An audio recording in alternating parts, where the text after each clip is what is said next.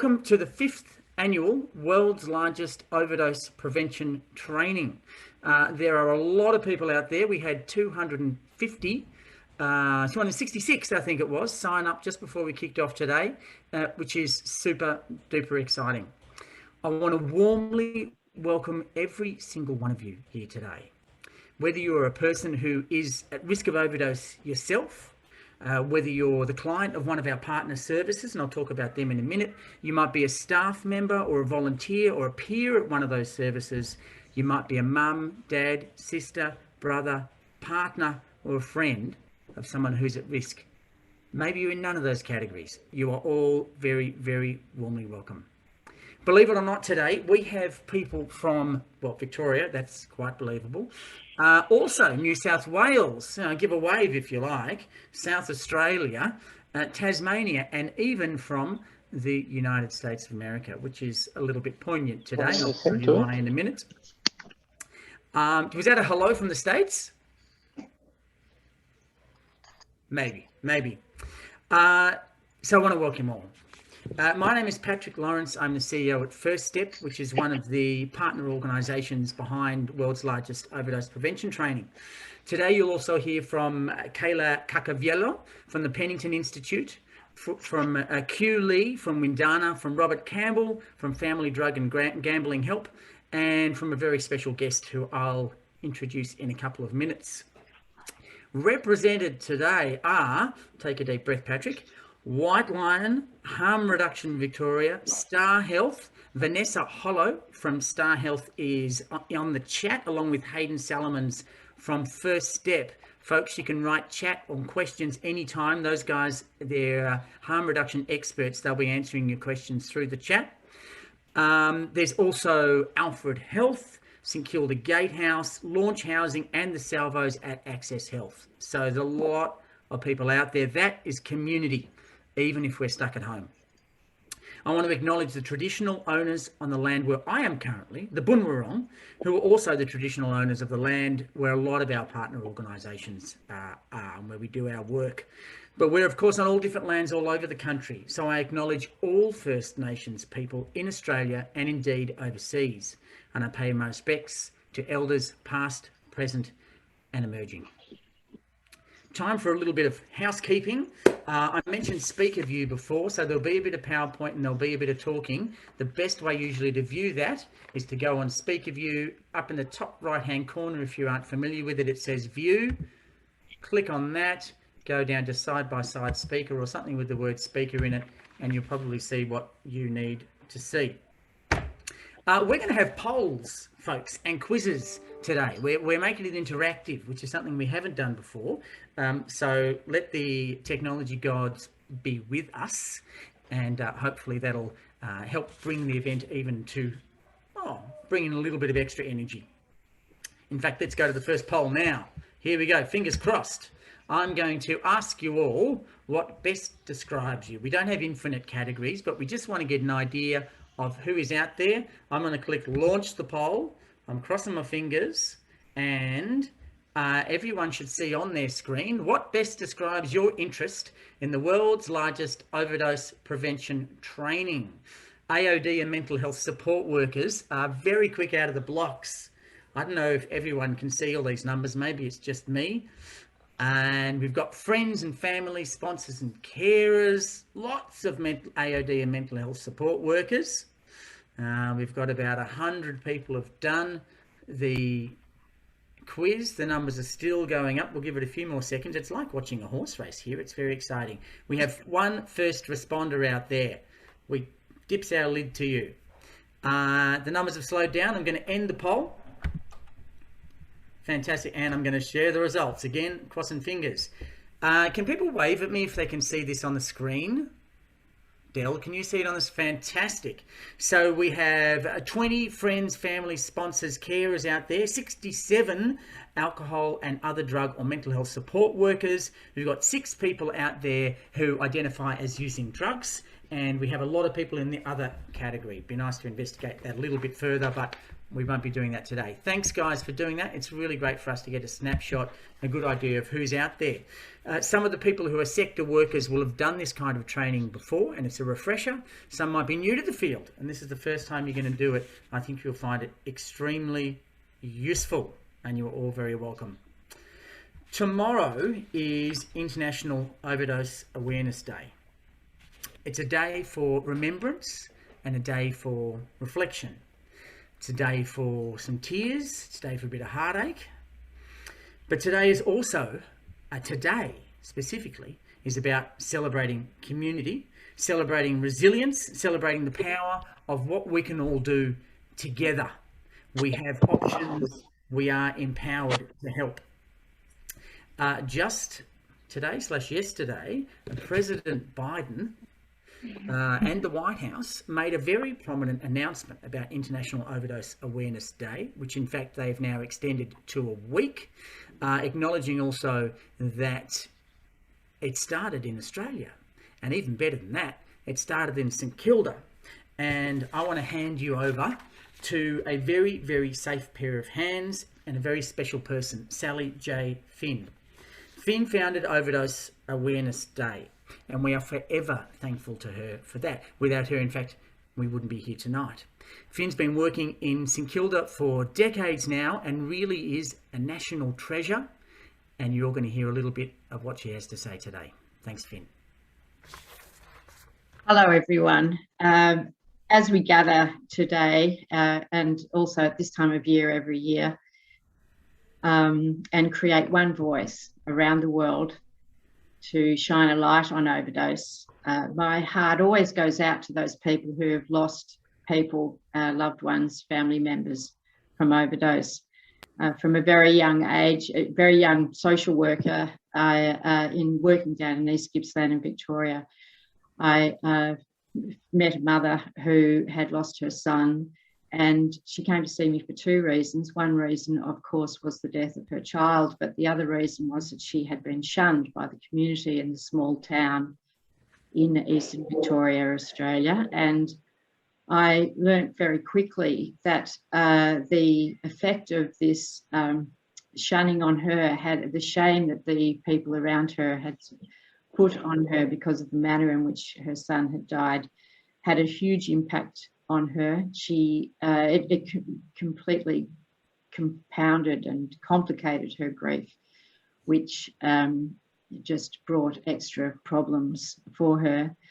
And so that's why it's such an important thing to think about the loss that people suffer when they lose somebody to overdose, and to hear the story of what happened to these people.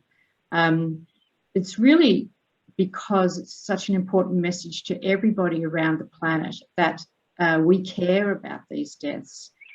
We care about people who are living with permanent injury from overdose, and we care about the impact that overdose has had on those people who are left, those loved ones.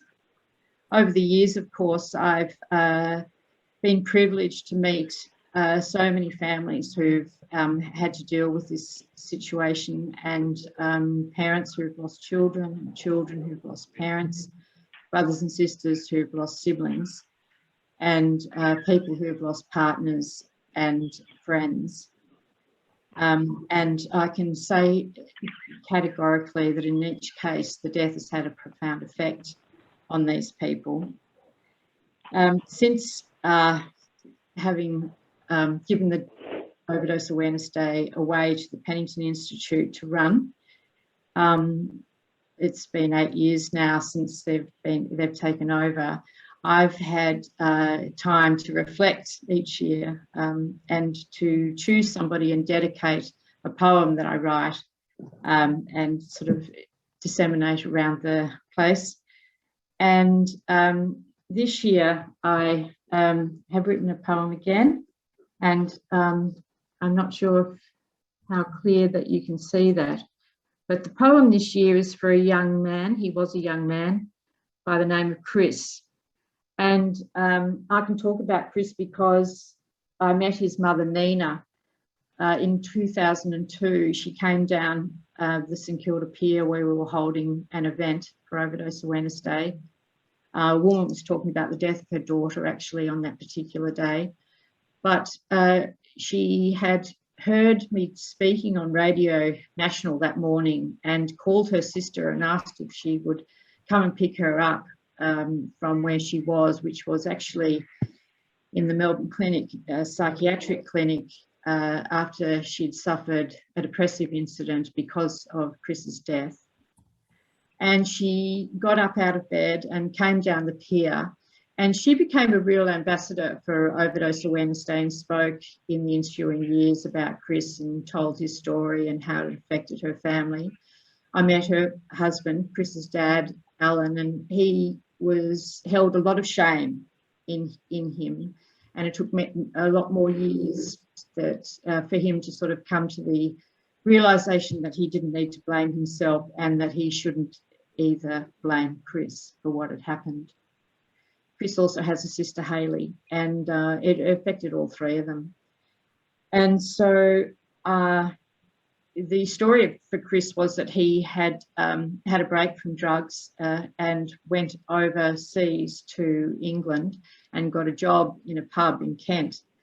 And he decided, he was doing so well, he decided that he would go take the day off work and go and score drugs in another town, which he did. And he came back, he was staying at the pub and he had a shot of heroin and passed away. Unfortunately, not having told anybody what he was going to do. The family did go over and visit the pub, and this was sort of a healing thing for them, but it took many years. And today my poem is really about Chris, and it's called, but before I start, I would like to invite you all to think about somebody that you know, perhaps who has passed away from overdose or has been impacted by overdose, because it's clear that none of us now don't know somebody. It's affected all our lives, really. So this poem is called Blue Lights. I always come this way now, down the alley where the big jacaranda blooms and fig trees grow crooked between the tin fence. We used to stop here and smoke a durry, pulling at the threads of the day. You would joke, I'd lean with laughter towards a ragged sun. The confusion of the world eyed us, beckoning when it got the chance. At night, the lines have different boundaries, where blue lights paint the street. I mount the stairs between a suburb's broad bricks to find your landing and sit beside your door ajar.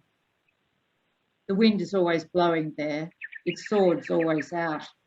But under the onyx black of sky, stars signal your presence, so we can meet tomorrow and lean against the tin fence, shaded from the day. Thank you very much. Thank you for those wise words and very beautiful poem. I love the pulling at the threads of the day. It's one of life's great pleasures, isn't it?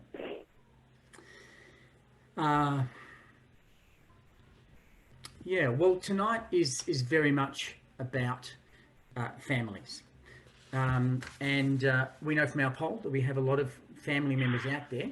And in anticipation of that, we have invited Robert Campbell from Family Drug and Gambling Help from SHARC to come and talk to us about the work that they do with families and where families can get access to help.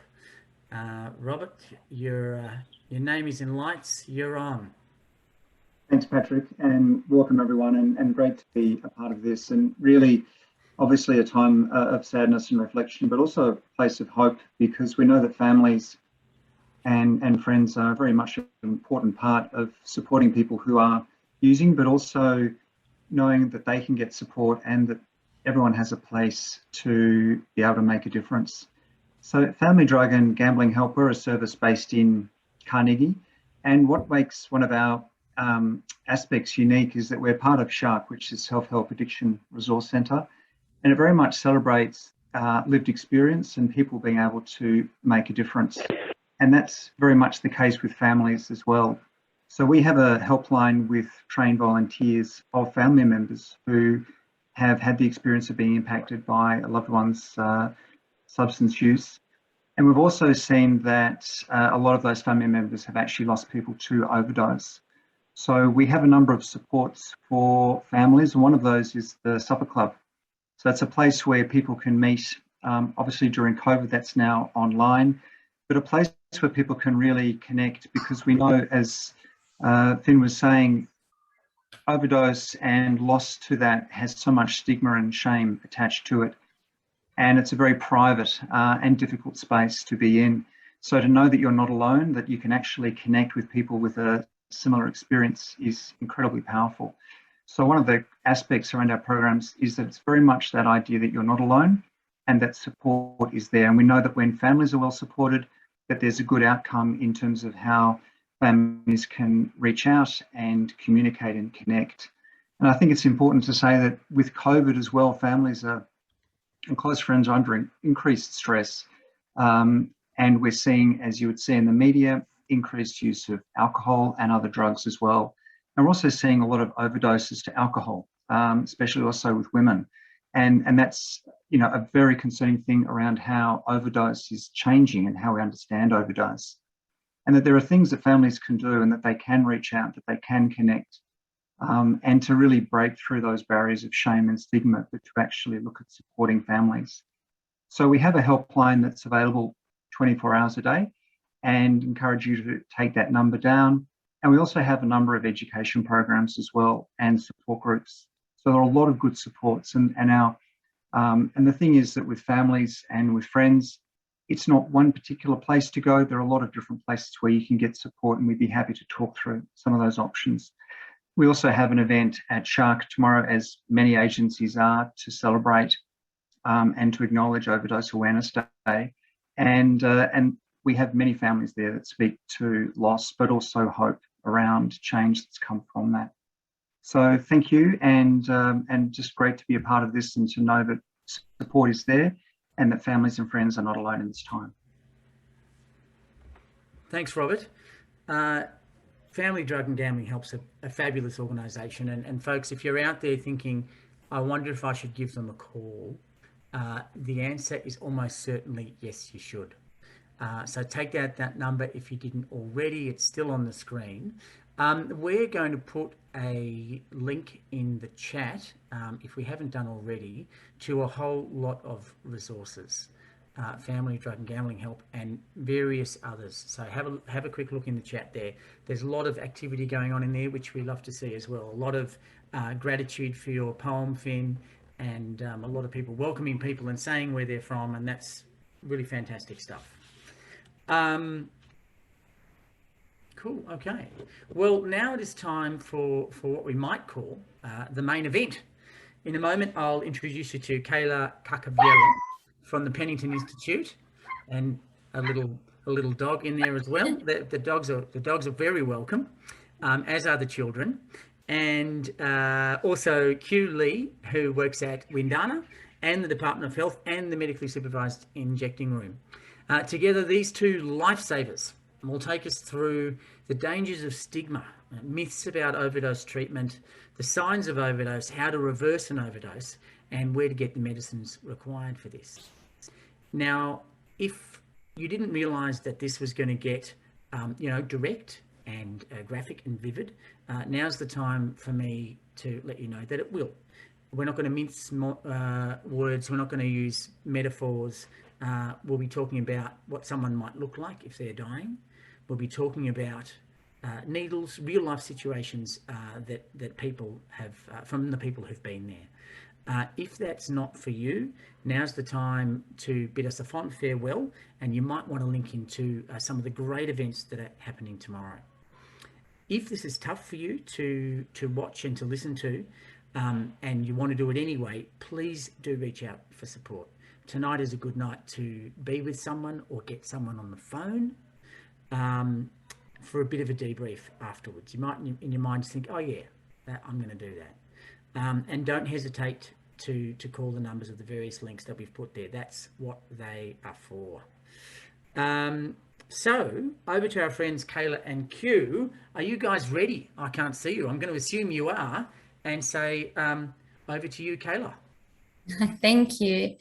Firstly, I'd like to thank you so much, everyone, for attending tonight. It means a great lot to all organisations involved in making tonight happen for the past 5 years.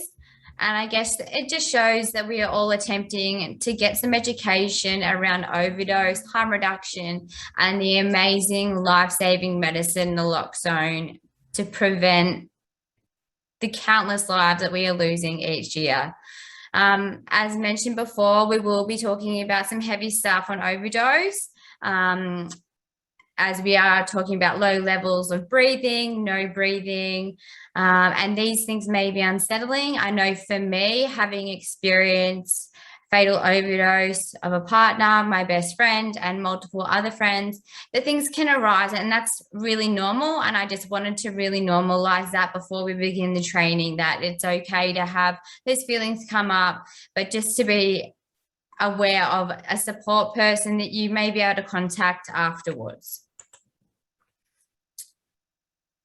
So before we start the training tonight, it's extremely important to address one huge issue. And this is very passionate for me. It's the issue of driving overdose in the community due to people being too ashamed to seek help. And this is stigma.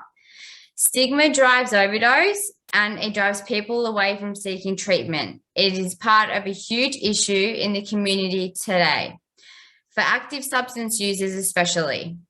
Stigma is a preconceived opinion that people, develop either growing up, or that they just see someone who uses drugs as a junkie. And even people who are not even active substance users, they experience this issue of stigma. So it kills. It's our mothers, our fathers, sons, daughters, friends, and this needs to stop. Death is preventable when it comes to overdose. So whether it be professionals or family or friends, stigma needs to be addressed. It doesn't just affect the person who is using, it can affect a family member, a friend, it can affect anybody who is using substances.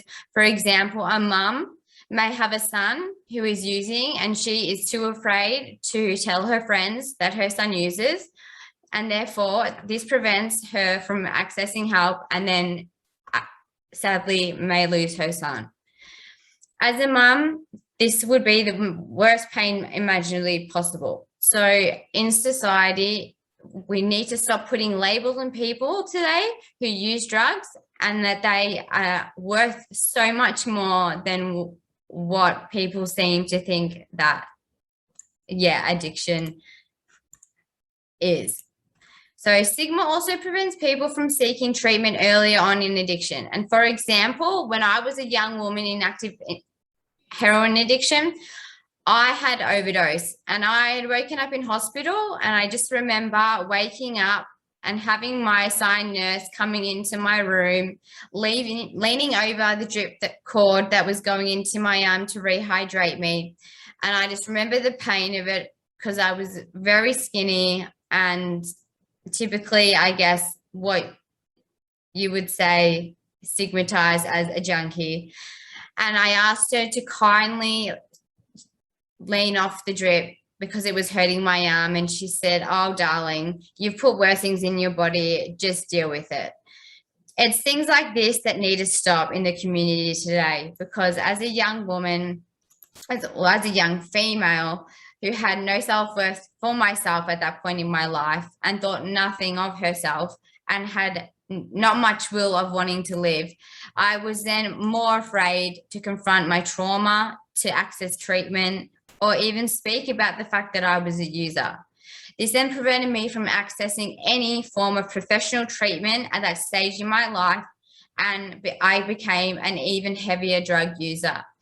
This then created more issues in my life, and prevented me an extra 10 years, I guess, of accessing treatment. But I am one of the lucky ones who have survived overdose. And I just want to today take a moment to remember those that we have lost to overdose, because their lives matter. They have always mattered, and they will forever matter. And they will always forever be remembered.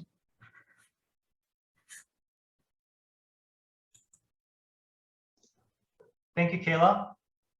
Over to you, Q. Yeah, thanks, Kayla.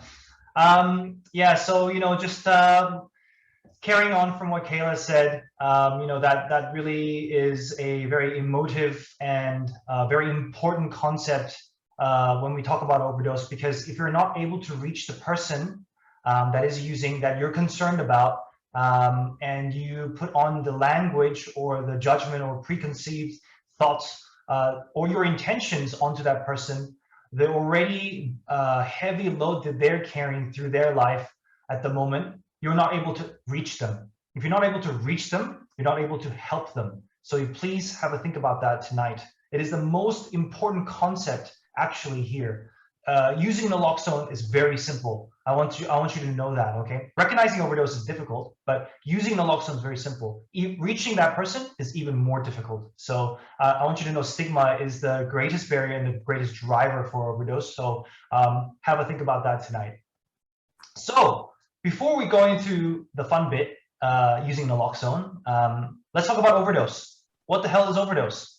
A lot of people have the word overdose in their brain, but exactly what it is sometimes quite confusing. So, is it because we overdose because it's poisonous, it's toxic, it's dirty? Not at all. So I'll talk about that. And there's many different types of overdose. Rob mentioned alcohol overdose. That's a very different type of overdose. However, it does not matter. Today, we're going to talk about accidental or unintentional opioid overdose or multiple substance overdose, okay? The reason why I talk about that is because naloxone is just for naloxone. However, we're going to use it in the multiple substance overdose picture too, because you don't know if the person has taken multiple different types of drugs, and all that sort of stuff. So naloxone, you're going to learn today that there is basically no excuse not to use naloxone, basically, okay? Essentially, or at all. So I just want you to have that in your head right away. So what is overdose? Well, what are we talking about? We're talking about actually a sedative overdose or a depressant overdose or a downer overdose. And those three words are exactly the same. A depressant is not a word that makes you depressed, okay? It's not because it makes you low mood. What it means is it depresses the central nervous system. It depresses the brain. What that means is it decreases electrical activity in the brain. If that happens, the drug turning off the switches in the brain, it decreases drive to breathe. Breathing center decreases as well, which is a little bit lower down in the brain, okay? Part of the brain, but a little bit lower down.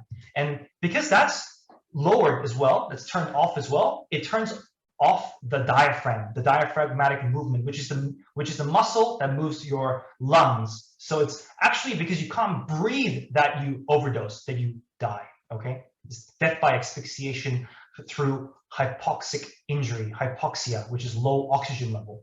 So, however, it's not just about breathing too. It's also about airway, which we'll talk about in a bit. So it could be because of, overdose could be because of too much drug, okay? You've taken too much in terms of the dose. It could be because of synergy. What is a very, very important concept of synergy. So let's just say I've been dieting for a week and Dell brings in some, chicken salt chips, fresh with vinegar. I love that stuff, right?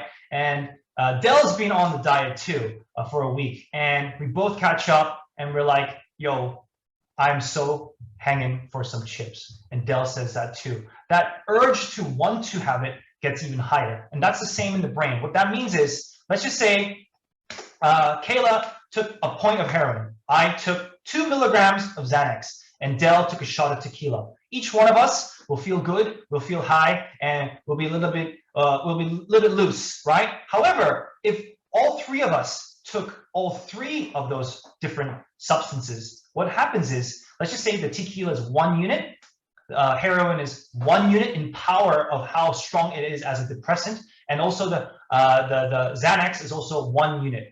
1 + 1 + 1 in the brain does not equal 3. It becomes 100. It's an exponential fold rise in the depressing effect. Okay, so that is because we're targeting different systems. Okay, so we talk about the opioid system where heroin, codeine, methadone works in, right? And we're also targeting other receptors, like alcohol targets GABA receptors, and Xanax also an allosteric modulator of the GABA receptor. And all three will fuse and combine and become a synergistic effect to drive you into overdose, even though it's small little doses of not so hardcore of use, right? So that's a very important concept. That's why mixing is dangerous, okay?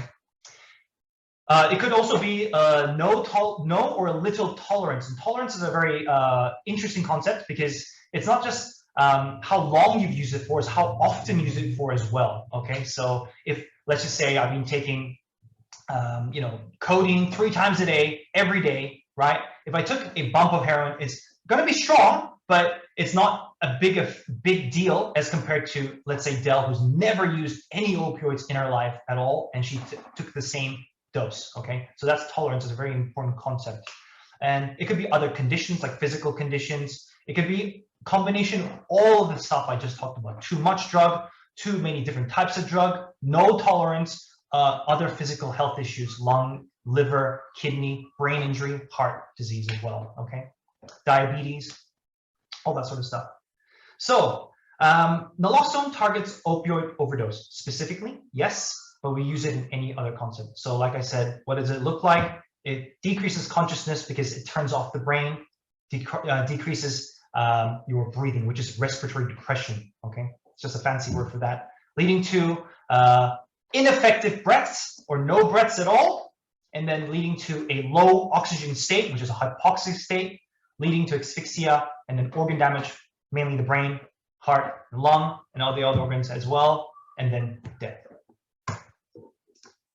So, like I said, overdose is not just about breathing, okay? It's also about airway. So for example, if Dell pushed me into the pool and I had to breathe underwater with a straw, and Dell being Dell come around and kinks the straw that I'm trying to breathe through, will I be able to breathe? No, it's the same for that. If you're so, if you've taken so much and you have overdose, you may be in a position, like a physical position, that you're not able to breathe. You may be 120 kilo overweight male and very small airways in terms of your throat, and the pipe that leads to the lung to even breathe in the first place, that also contributes to overdose as well, okay? So airway and breathing, okay? Like in first aid, we talk about DRS, A, B, C, D. A and B are both pertinent to this topic, okay, of overdose. Fantastic. So on to you, Kayla. Who is at risk? Who is at risk, Kayla? Tell us. You got to unmute. Oh. You got, oh, yep, there you go. Thank you. So as we've all seen, overdose does not discriminate. So overdose not only just affects one group of people, as some people in society may assume, which is that whole stigma fact again. It can affect young people, it affects older people, it affects poor, it affects wealthy, it affects people in the city, it affects people in our regional, like, country. The important factor to remember is that it affects anybody from any background. Anyone who even uses opioids is potentially at risk. And this includes prescription medication. And I cannot express that enough. Oh my gosh, my cat just jumped on me. Prescription medications are kind of flying under the radar, and we need to bring that up as well into addressing who is at risk. Doctors need to have more conversations with their patients about how these medications can affect, I guess, their body or their brain. And by their brain, I mean the habits that we form. Because, you know, my grandma could go into surgery tomorrow and she could be prescribed Enzone and a benzo with that as well. And she would have no idea what even that medication is. She may then know that takes away her pain, and then a week later take too much of that medication and overdose. So it's not just people who inject drugs, as a lot of people may assume. It is anybody. So if we look at the list, as and another important one is polydrug use is on the rise. Like, we're seeing so many overdoses through the last 4 years, and in the new report that's coming out, we'll see it too, that there is the statistics are rising so much for people who are fatally overdosing, who have more than 4 drugs in their system. And that is huge. So getting, I guess, naloxone out there is super, super important, because it may just be enough to reverse the effect of that opioid drug to save a life. So what people's medical history can put them at risk. So if they are unwell, if they have hepatitis C, if they have HIV, their body and their system is down, their immune system is low, this can contribute to them overdosing. People who have overdosed in the past or even recently, people who have overdosed that day and then have gone and used after they have even been given naloxone. It's a socio-demographic, like people who are homeless, people who own homes.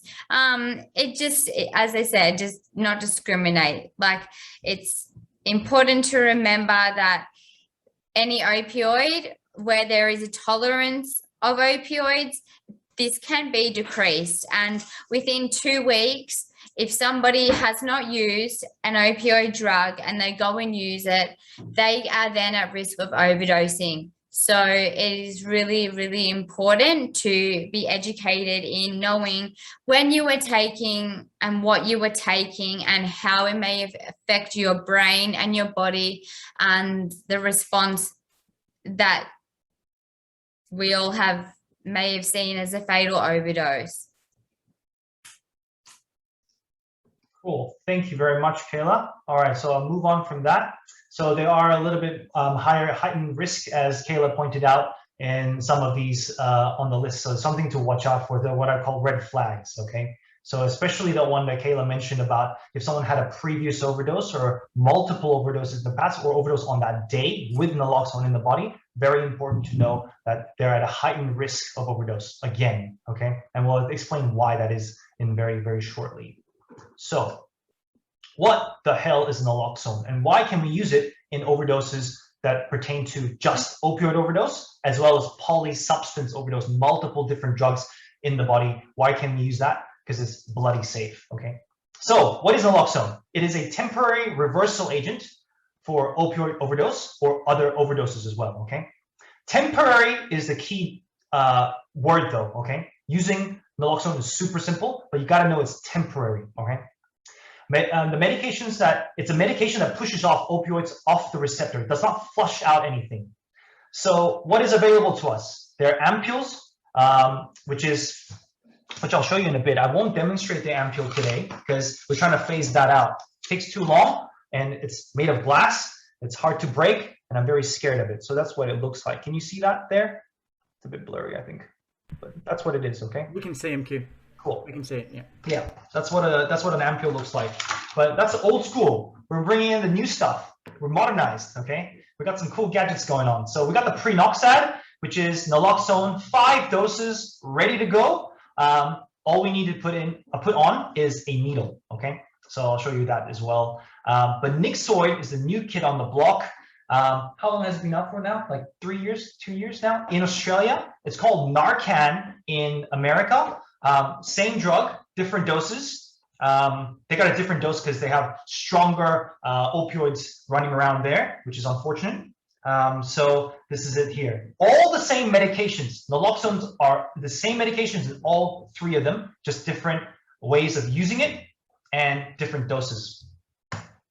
So what the hell is an opioid, right? So opioid is an umbrella term for natural or synthetic drugs that are derived or related to the opium poppy plant, okay?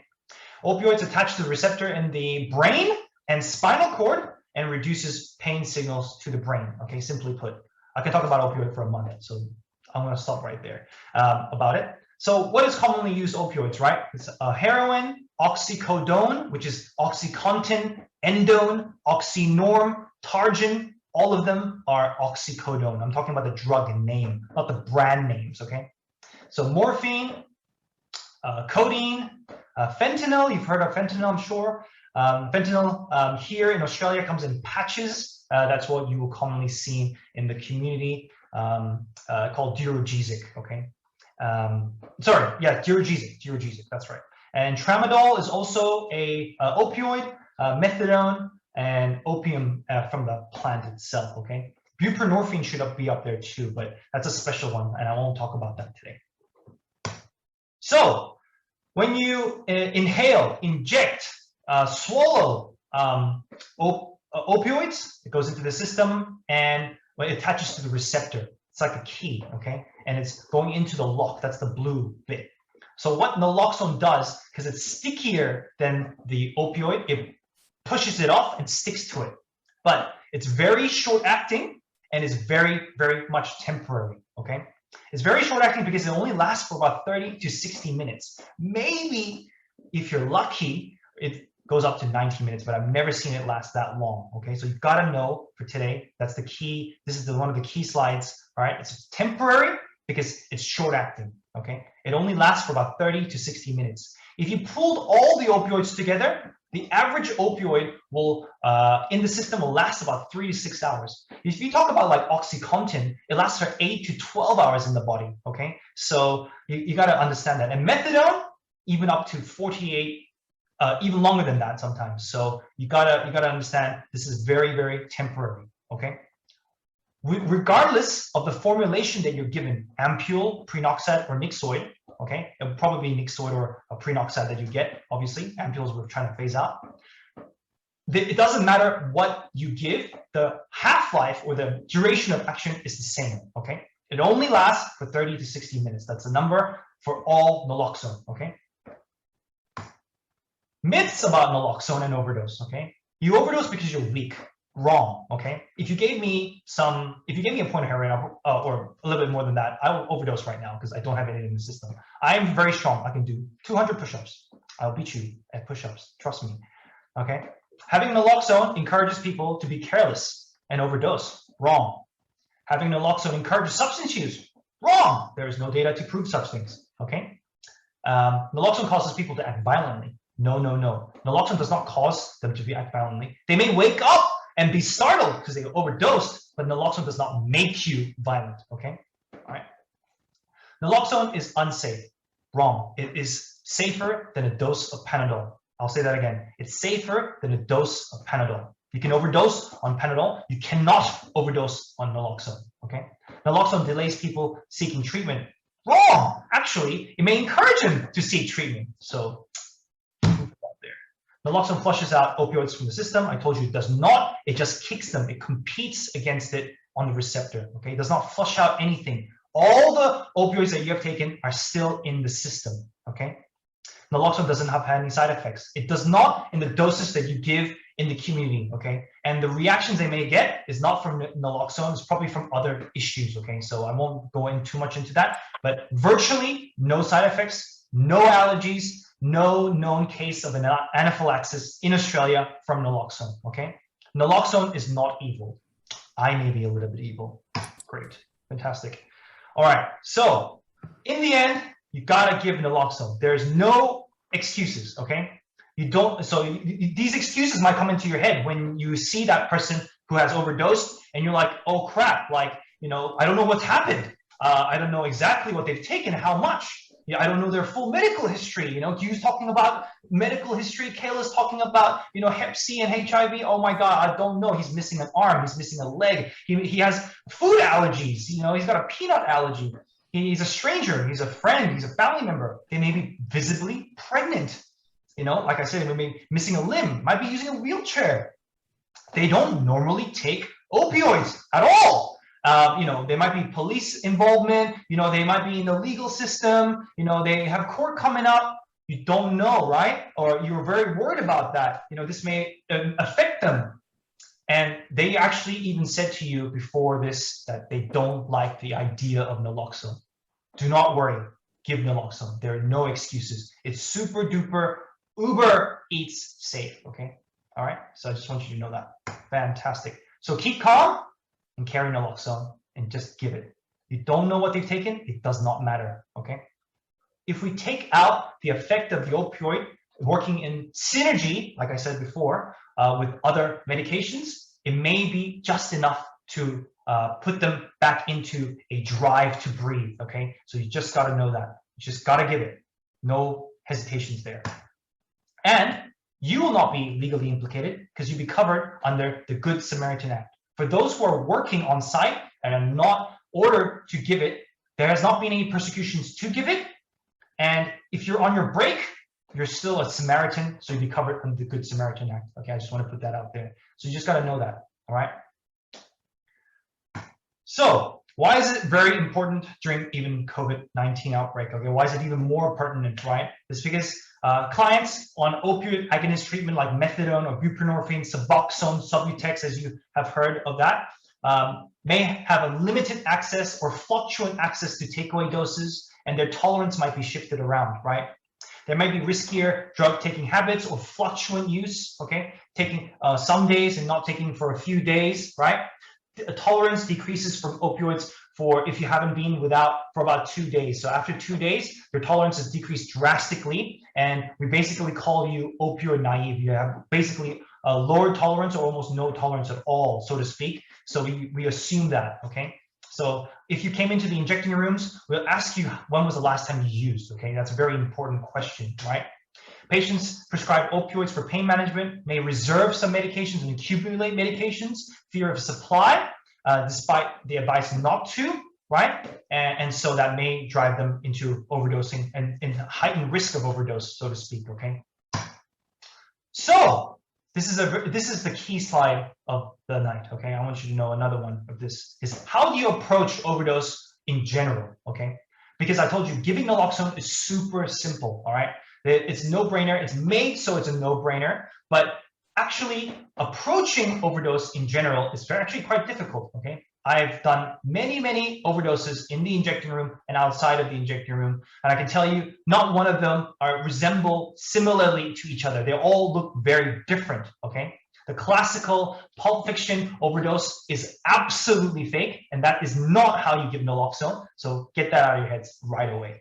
Pulp Fiction is a fantastic movie, just to let you know. So how I approach it is, in my head, this is how I do it. Before giving naloxone, what do I need to do? Giving naloxone, if I recognize overdose, and then after naloxone, what do I do? Okay, so before naloxone, giving naloxone, and after naloxone is the protocol, okay? It's how you approach overdose in general, all right? So before naloxone, what does that mean, right? It's recognizing overdose and getting a response, okay? Giving naloxone is administering naloxone and then also getting help, okay? Ambulance or another person, so to speak. And then after naloxone, it's about aftercare because naloxone is temporary. You better not forget that. I'll be very cross, okay? And also getting more naloxone. You gotta have naloxone on you to be able to use it, right? So we'll teach you about that in just a bit. Sorry, show you where you can get some, all right? So how does it fit into first aid or CPR, right? So we have the danger response, airway breathing, and then we give naloxone, and then we send for help. It's a little bit changed up. Why? Because time to breathe is the most important, because the person, you can assume the person's not breathing if you've recognized the overdose. And so getting them to breathe again is the most important thing, right? So that's why we give naloxone first, then we send for help, okay? So that's a little bit different. And when you do call for help, make sure you tell them the truth, okay? I'll tell you a little bit about that in just a bit. So this is a little bit of a change, okay? Because it's usually Dr. S, A, B, C, D, but this is Dr. A, B, and then you give naloxone, okay? Airway, breathing, and then you give naloxone. So again, before naloxone, we need to be able to recognize the overdose, okay? We don't want to just give naloxone to somebody who's totally awake. Let's just say Patrick had a hit and he is wide awake, right? And you're like, oh my God, I'm so scared. I'm going to give naloxone. No, don't do that. That is terrible. That is wrong, okay? However, if Del if you saw Dell, all right, and she's not responding, okay, you say, yo, Dell, wake up, yo, Dell, wake up, all right. Q is breathing slowly, okay. What you need to do first is to look at the person. Look, listen, and feel, okay. Look, listen, and feel. So look at the person. How are they looking color-wise? Are they making weird sounds? Are they snoring? Don't let them sleep it off. You gotta check on them, okay? In the injecting rooms, we don't want to bother them. They're there to enjoy their hit. We don't want to bother them. However, if they look like they're doing it, I'm gonna annoy them. I'm gonna be annoying. I'll be like, yo, Q, are you all right, man? All right, and they tell me, F off, all right? They'll tell me to F off, okay? All right, I'll be like, yo, okay. And then I'll go away, I'll keep an eye on them, and I'll come back, okay? I'll come back and I'll annoy them again. I'll be like, yo, Q, you all right? And they say to F off again, and I will. And then I'll come back, okay? I'll come back and say, yo, Q, are you all right? And they're not responding to me. So what do I do then? What do I do then? I shake them. Yo, Q, you all right? I'll shake them a little bit, okay? Not vigorously, just gently, all right? Gently shake them, okay? You don't want to hurt them just yet. If you've called out their name, yo, Q, you all right? You've shaken them and they have not given you a response. Now is to inflict pain upon them, okay? Like you mean it. So what you would do, all right, I'll show you in just a bit. Recognizing overdose is difficult. They're not responding. They may have slow or shallow breathing or not breathing at all. If they're not effectively breathing, they're basically not breathing at all, okay? They're making gurgling, choking sounds, snoring sounds. Make sure you check on them. Their face might be a little bit grayer than usual, and their lips might become blue, okay? That's a consequence of low oxygen. They may get cold or clammy. Don't worry about pupil size, because if they have taken multiple different drugs, uppers and downers and all that sort of stuff, their pupil sizes may differ. And it's very hard, even as a doctor, to recognize pupil size. So don't worry about that at all, okay? And different lighting will change pupil size too. So there's no classical look for an overdose, okay? All right, and if you're of a person from a darkened skin, it may look ashen, okay? And you may have a limp or heavy nod, and there might be possible vomiting. That's not a consequence of overdose, so to speak, but they may be possible vomiting. You're going to watch that out, okay? And do not let the person sleep it off. That's a very, very important concept. Do not let them sleep it off. You've got to get a response, okay? And I'll tell you what that looks like. So stay with the person. First, look for danger, okay? If I was an injecting user and I injected something and it's still there, that's a potential danger to yourself and that person, so you got to remove it, okay? So remove it. If it's in the groin, if it's in the neck, if it's in the arm, remove it. If there's a chainsaw next to it, turn it off and remove it, okay? If anything, shattered glass, whatever it is, remove that, okay? You got to be safe first, then you'll be able to help that person. If you're not safe and you're in danger and you get hurt, no, it helps nobody, okay? So how do we get a response? Call out their name, shake them, and then if that both doesn't work, right, after annoying them multiple times, right, just to check on them, because you don't know until then, you'll squeeze the crap out of the shoulders, okay? All right, we moved away from rubbing the chest, okay? Some people don't do it very well, all right? And it's not good for females. So let's just be kind to each other and inflict pain upon the person the right way, okay? So you'll do the crab claw, right, on the shoulder, and you'll pinch the crap out of it, okay? All right, looking at my face, you want to hurt my face? Don't hurt my face. Don't slap them. Don't put cold water on me. Squeeze the crap out of my traps up here, okay?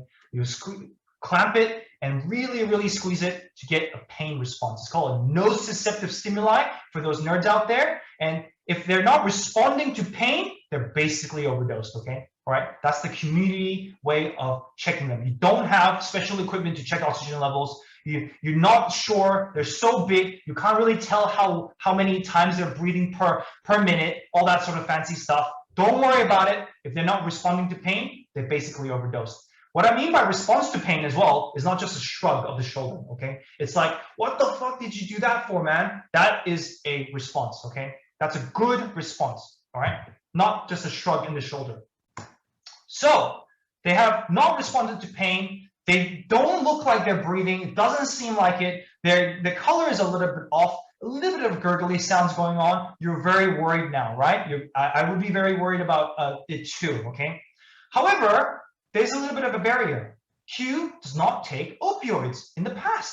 And there is a glass pipe next to him, you still give it. Remember, there is no barriers to giving naloxone, okay?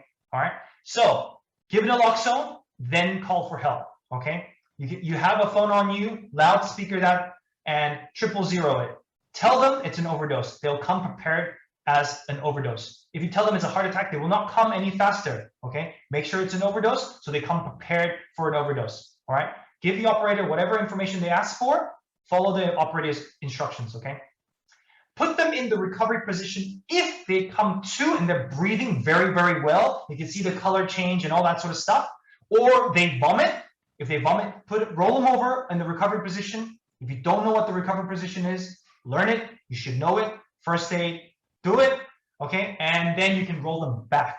If they're in the car, if they're in an awkward position, they're so big and you're just too small, all right? And it's too heavy. It's all that difficult. Make sure the airway is good, because if I'm down like this, I just want to tilt my head back, okay? So the airway is patent. Make sure the straw is straight so you can breathe underwater. Don't forget that, okay? And that's all you need to do, okay? That's all you can do. And you can give naloxone, another number to remember. Remember, naloxone is temporary. It only lasts 30 to 60 minutes, but you can give it every 2 to 3 minutes. You can give it every 2 to 3 minutes. Every 2 to 3 minutes, I'll be checking for response. And if I have no good response, including the pain response, then I'll give it again and again, okay? All right? And if they're visibly pregnant, we will administer every 4 minutes. The reason why that is a trick question for a lot of you guys. You'll be thinking about, well, I wonder what that is, right? It's because we don't want to put them into acute withdrawal, okay? What that is if we shove all those opioids out of the receptors, okay? Not out of the system, out of the receptors, they may feel terrible, like they are withdrawing, correct? And so if they have pregnant, we don't want to do that, but that's okay. If you don't know if they're pregnant, they may be pregnant, don't worry, you can still give it 2 to 3 minutes, okay? That's more important. Time to breathe is more important, okay? All right, so that's something just to have note in the head. But if all else goes out the window, you get brain fog, go for the 2 to 3 minutes, okay? That's more important. Again, you can't overdose on naloxone. There are no recorded allergies or anaphylaxis to naloxone, and you cannot overdose for it, okay? And there's virtually no side effects. Cool, this is the recovery position. I will not dwell on this. You learn it. Make sure you learn it, okay? And only if they're breathing again or if they vomit, and you can roll them back, okay? So after giving naloxone, they come to. Maybe you give them 2 doses, okay? Maybe you have to give 2 Nixoid or 3 shots of the prenoxide. We don't know, right? They maybe have taken a lot. Maybe you have to use the whole thing, all right? The risk of overdosing again, dropping again, is heightened. Why? Because they've just overdosed, okay? And they have opioids in the system. They may be hanging out, meaning they're withdrawing again, right? Make sure you tell them not to use again for at least 2 to 3, 4 hours, again, until they get it checked out, okay? Until they seek medical attention. Some may not want to seek medical attention. You may have called 000, right? And they're like, let's make a run from it because they got justice involvement. They had DV at their home just yesterday. The police turned up. It's on the list to, check out with the police, and they flee from the scene. Go with them. Don't worry about it. Go with them. Why? Naloxone only lasts for 30 minutes up to maybe an hour, okay? So stick with them for at least 2 hours, okay? All right? And get more naloxone, all right? If you use the prenoxide and you've got the needle, all right, you make sure you dispose of it correctly. You can just put it back in the case, and I'll show you that in just a bit. I know this is a lot of information, right? So I'm just going to demonstrate that, okay? So this is the demonstration now, all right? Let me put this camera down here. Let me know anybody who can't see it. Oh dear. There we go. You can see it now. So this is the Nixoid. Nice little package here. 1.8 milligrams, okay? That's a very, very high dose. I want you to know why that's a high dose, okay? Compared to the prenoxide. Let me just, video settings, give me 1 second. Cool, there we go. Can you see that now? Yep, yes, not? Fantastic, that's the prenoxide. We can see it. Yep, Nixoid, super easy to use. I've recognized the overdose. I I've checked for response. I'm going to give naloxone now, right? So what that looks like is you take it out of the package, right? If you've already done so, and this is what it looks like here. That's the back to peel off. Ooh. There we go. Sorry, my camera angle is terrible today. There it is. You just peel this off. Super simple. You peel it off, and bam. Don't be like a cowboy. Don't be like a cowboy and have it like that, okay? You don't want to blow the load before it enters the nose, all right? So make sure you understand that. So you want to hold it like this, insert it into the nose, insert it into the nose, super simple, all the way through, and then press, okay? Don't be trigger happy. Don't put it like that, okay? It's a very, very weak trigger, okay? It feels very, very weak. You can just press it right now and everything will squirt out. You don't want to lose a drop. All right, very important. After you give it, how long do you wait to give it again? 2 to 3 minutes. After checking response, 4 minutes for the visibly pregnant person, okay? Very simple. And you get 2 of those in a pack, okay? There it is. So, for the more exciting one, a little bit older, is the Prenoxide. Same drug, all right? What you do is when you get this is to peel this off, peel this red Tic Tac off, because it is a barrier to giving it. So you take that off. That's what you do, all right? And what you do is when you want to give it, you're not going to open it like your grandfather's precious, Mont Blanc pan. What you're going to do is you're going to crack it open. Crack it open. I've cracked this open too many times because it's a training kit. You crack it open and you open it up. What you get is #1 level boss. I hate this thing, okay? This is the information pack. Chuck it out, all right? And what you do is you get 2 23 gauge needles. Take it out. And the second level boss, second level barrier is this safety cap. You take this off, you screw it open,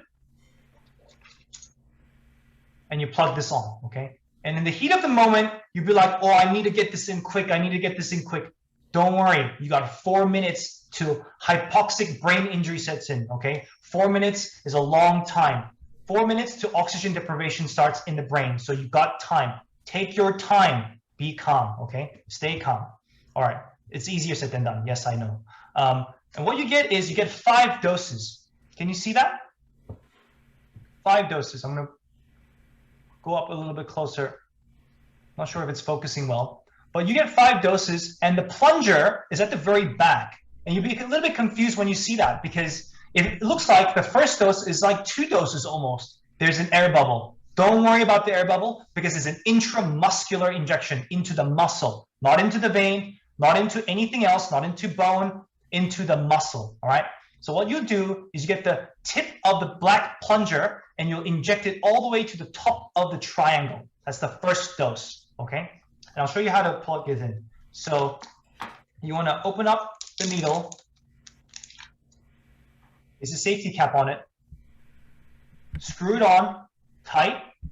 And when you're ready to go, you bang it into, push it into the thigh, okay? The side of the thigh is my favorite part. It's big, it's exposed, or the top of the thigh, right? The butt is a little bit difficult. Why I say that is because they have big nerves running through the butt, and you got to get the right quadrant of the butt. Don't worry about the butt, okay? All right?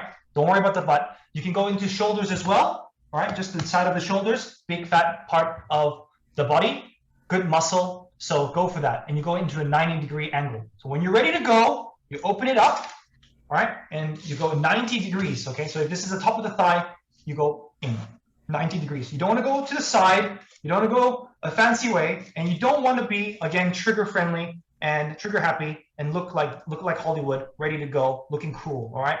You don't have to look cool while doing this. No one will care how you hold the needle. What you want to do is hold it like a pen, okay? Hold it like a pen near the tip, sorry, near the blue little bit there, like a pen, and you go all the way in, all right? And now you've messed up because the gauge is on the other side. Don't worry, turn it around, all right? And then you plunge, okay? 1 dose, boom, all right? And you take it out. My preference is to take it out because 1 dose may have done it. How long do you wait? 2 to 3 minutes, right? And now you say, yo, Q, wake the hell up, wake the hell up. And then you squeeze the crap out of my shoulders again, all right? and I have no response after 2 to 3 minutes, then you go again. Boom. If you choose to leave it in, that's up to you. All good. Do you need to change needles now? No, you do not. Do you need to strip off his jeans? I forgot to mention that. No, you do not.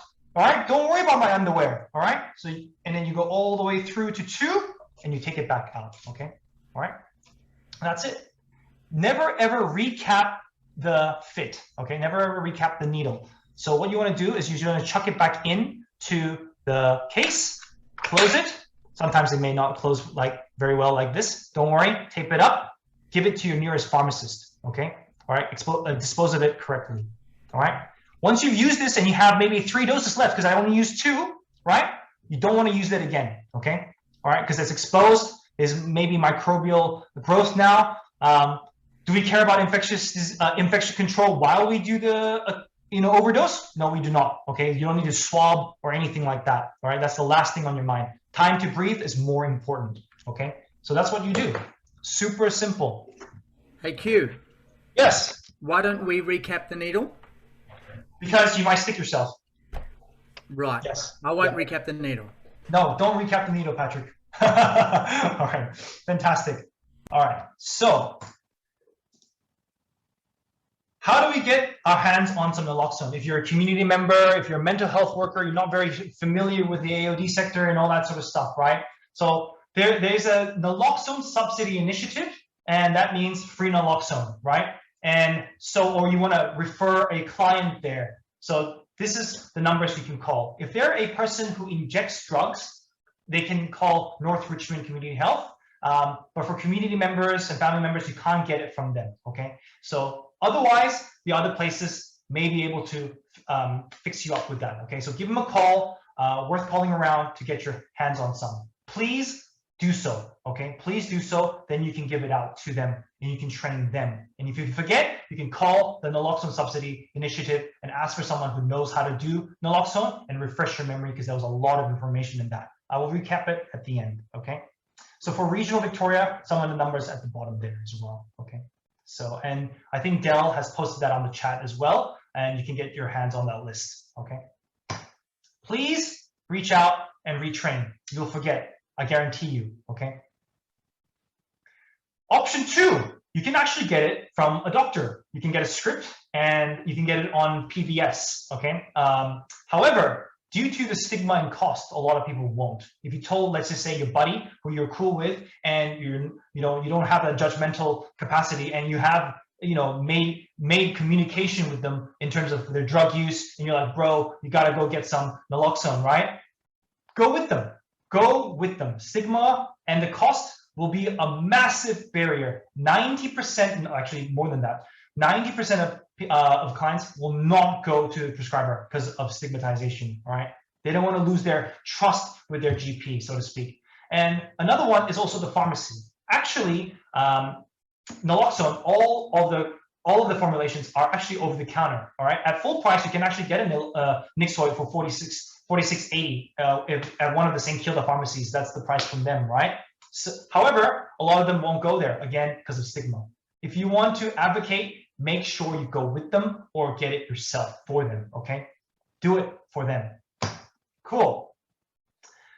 How do we actually prevent overdose in the first place, right? Again, don't mix, all right? Try not to mix, even with prescription medications, as it increases the risk of overdose. If you have had a short break, more than 2 to 3 days, using a new batch, make sure you start low and you go slow, all right? Make sure you're using with another person who has some naloxone, okay? Especially if it's an opioid, right? Okay, and have a safety plan, all right? If something goes wrong, what are we gonna do? Have that conversation. If you have had issues with injecting and all that sort of stuff, make sure to reach out as well, all right? Because there's other ways of using that have a little bit less risk, lower risk of overdose as well, okay? Smoking or shafting or, snorting it, okay? Instead of injecting. And look after your health. Look after your health. Get a regular health checkup, okay? Because if you have other conditions, physical conditions going on that may contribute to your overdose, including airway issues, sleep apnea, brain injuries, lung disease including, from smoking, whatever it may be, okay? So get that checked out. So we've talked about that. These are some of the resources you can get from the Pennington Institute. I think there might be a link from Dell as well. All right. And someone might ask which nostril, and the person holding it will get told off by me because you don't want to be trigger friendly. Don't press it yet. Make sure you hold the sides, right? So anyway, naughty, right? And does it matter which nostril? No, it does not. Okay. And this is the prenoxad, as we talked about. And how do you store it? Naloxone is no good above 25 degrees Celsius, so make sure you don't keep it on your body, so to speak, in a bag or in a, what I carry is a little esky from Kmart, and I put them in there, okay? I'll put a little esky bag thing going on, so especially in summertime. So, you know, especially rural regional Victoria, when it gets really hot, make sure you have a cool bag inside it as well, all right? Keeping naloxone away from sunlight is also very important, all right? And when you do discard it, for Nixoid, you can just discard it in a bin because there's no sharps there. It's not poisonous, like I said. So, you know, any residue there, it's not going to hurt anybody. It's all good. All right. And for people who have used the needle, make sure you dispose of it at an NSP or a pharmacy. Okay. An NSP, for those who don't know, is a needle syringe program, and you can look that up online. Don't worry. You got to retrain. All right. Even for people in the AOD sector, my fellow colleagues at Windana will forget how to do this. So it's okay, all right? Retrain, you know, call out to your nearest organization, whoever you know that does know, or one of the naloxone subsidies, call them up and get retrained. It's totally cool, all right? So approach to overdose. Before giving naloxone, and after naloxone. Don't forget that. Give naloxone every 2 to 3 minutes and 4 minutes for the visibly pregnant person, and then call 000. Don't lie to them.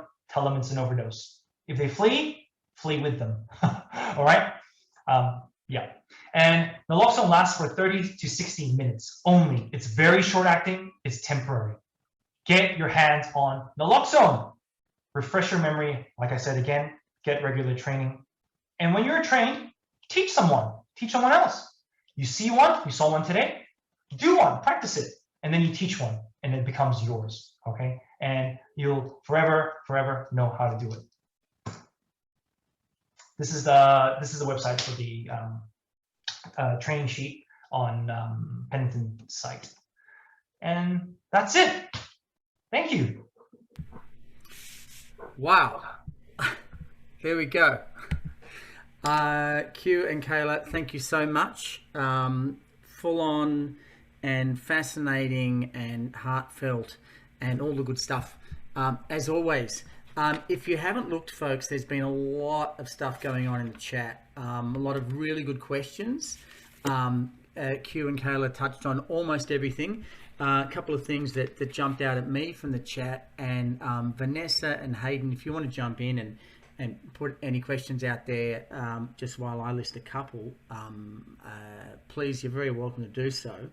Can it be diverted or used recreationally?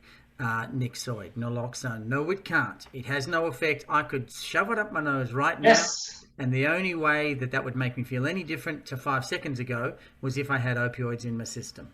That's right. Yeah. Is it legal to carry? Absolutely, it's legal to carry. I think Vanessa made the observation the cops probably wouldn't even know what it is in Australia anyway, and even if they did, there's absolutely no issues. Folks, were there anything, particularly Vanessa and Hayden, did you see anything out there that you think's worth mentioning right now? I had a couple, Patrick. Go, Del. And maybe this is one for Q or Hayden or Vanessa. If my naloxone is out of date, should I use it? If you have that on you and that's all you have, go ahead and use it. Okay. All right. However, if you have seen it, get it replaced. Yes, because what happens is the efficacy will drop. But usually drugs these days are very well made. However, it still does decrease the efficacy. You want it to be as effective. This is someone's life we're talking about. Do the right thing. Get it replaced, guys. Okay. Don't be lazy. All right. I'm lazy. Don't be like me. Okay. Vanessa just pointed out, always get a refill after you've attended an overdose. Absolutely. That's what you would do. Okay. If you finish the pint of beer, you're gonna get refilled, right? Do the same for naloxone, guys. And one more question, Q. Yeah. Do people need to be breathing in order for Nixoid to work? Absolutely, absolutely. Breathing is the key, okay? Sometimes they might come to and not be totally conscious, but they're well breathing, okay? And how do you tell that? You want to count how many times the chest rises up and down in 1 minute, and it should be above 12 to 15, okay? That's a very hard thing to remember though, okay? So don't worry too much about it, so to speak. It just has to look like they're breathing very well effectively, and your pain response should be quite clear, okay? They should be like reacting to the pain very, very well, okay? And there needs to be continuous breathing, yeah. So Q, a slightly different question. Do they need to be breathing in order for the Nixoid to be absorbed into their system? For the Nixoid, absolutely not, okay? The whole point is, the reason why that works, right, it's like snorting cocaine. It's exactly the same thing as snorting cocaine, but you're breathing. No, not at all. Actually, you don't breathe in cocaine, right? You don't breathe in Nixoid as well. It's an intranasal spray. It goes into your nasal cavity. There's a very, very good blood supply in the nose called a cavernous sinus. It flows back into the brain, and it goes into the brain directly. That is why cocaine or Nixoid works so damn fast, because it has a really good blood supply. When we talk about overdose, we're not talking about cardiac arrest. There's still blood pumping through your system. The heart's still working. If the heart's not working, you gotta get defib. That's a very different story. Overdose is about breathing and airway.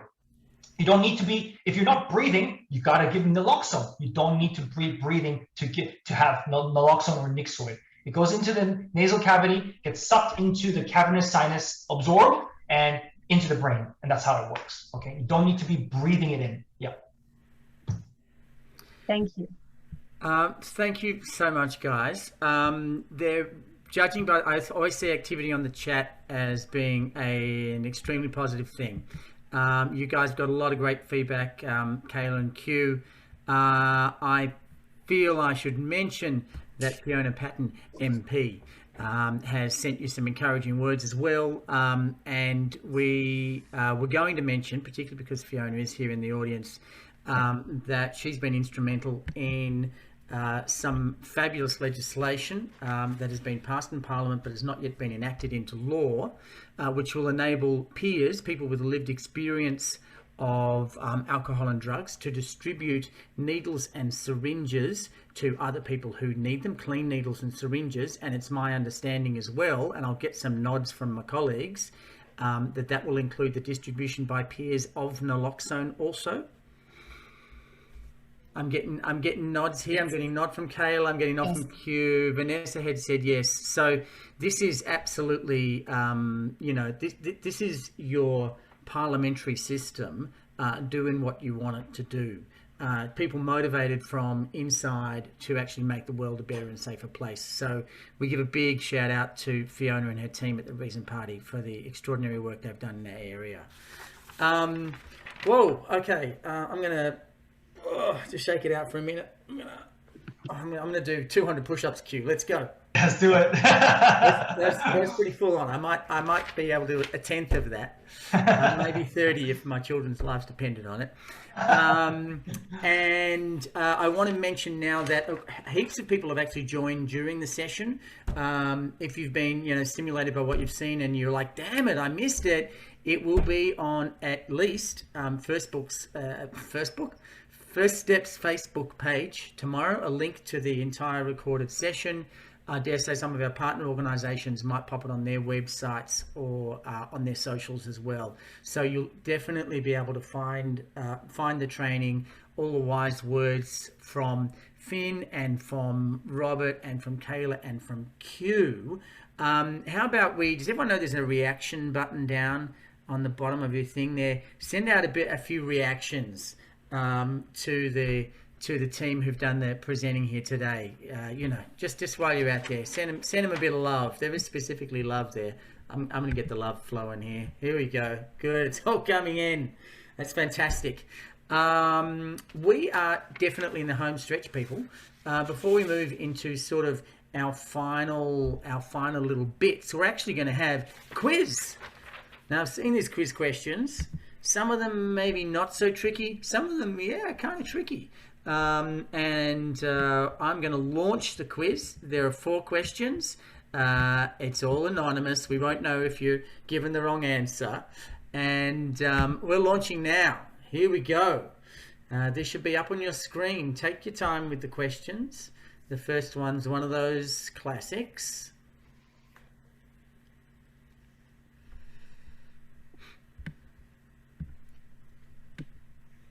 Oh, people are okay. The votes are coming in. Who do you think is at most risk of an overdose? Okay, the votes are coming in. I'm not going to tell you what's popular because I don't want to bias anybody. Some people are moving on to which substance lasts longer in the body, opioids or naloxone. You remember Q gave us a generic figure for opioids. They are very different, but generally, which lasts longer, opioids or naloxone? Question number 3, if you think someone's overdosing but you're not sure, what should you do? Run away and get help from a qualified professional or family member or whoever, or should you give them naloxone and then try to get help? Like, for instance, Darling 000. Does naloxone flush the opiates out of the body is question 4.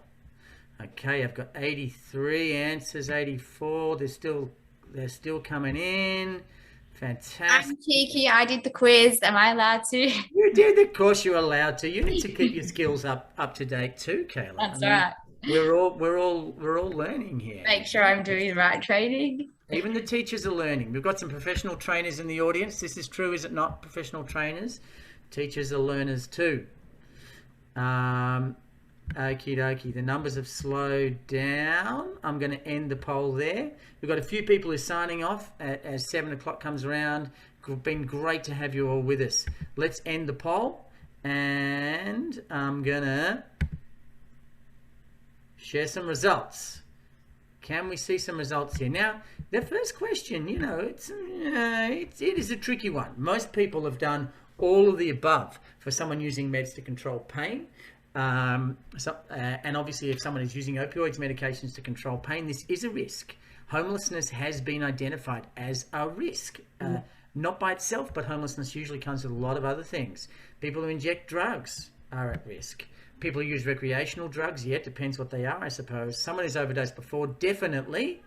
But all of the above, yeah, it's usually a pretty safe answer, isn't it? Mm-hmm. So really, everyone is correct in their answers, but all of the above is a bit of a winner there. What lasts longer in your body, opioids or naloxone? Yes, nearly everyone said opioids. The whole point here is that you give naloxone and it might work, but then it might stop working. So you hang around, you stay with them, you do all the testing again. Hey, you okay? You do the squeeze like you mean it, as Q said. We hang around because the opioids might come washing back, and hopefully we get the ambos there before that happens. If you think someone's overdosing, do you run away and get help? Or give them? Oh, sorry, I already did that one. Oh, I went out of order. I apologize.